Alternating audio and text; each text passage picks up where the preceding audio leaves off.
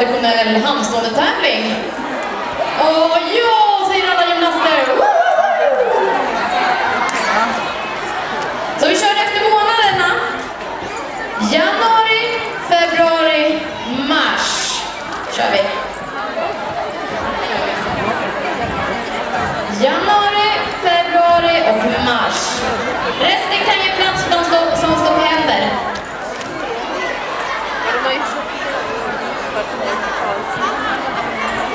Och april, säger Malin Löv här.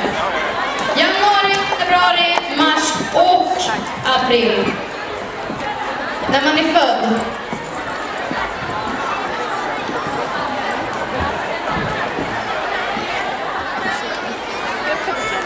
Jag har varit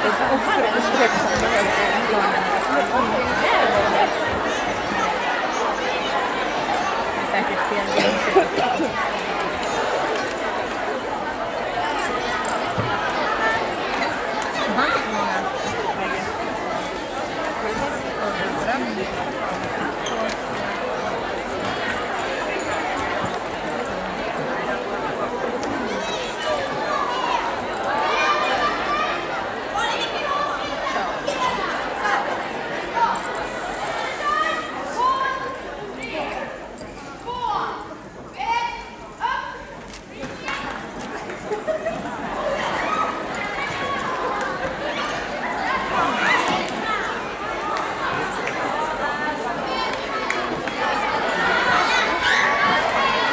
Hallå?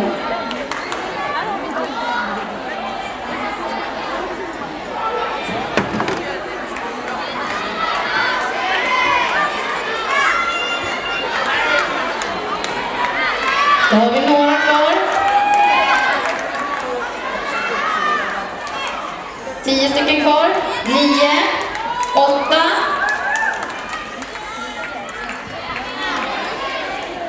7. 6, 5. Missa 4 där. 4 har vi kvar. 3.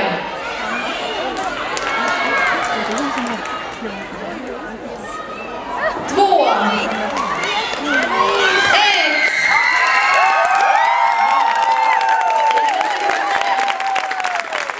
Är det Västerås? Kom med. Du måste vara här vid medaljerna och glänsa lite. Och sen har vi de som... April, vänta, nu måste vi räkna. Mars, april, maj, juni, juli och augusti.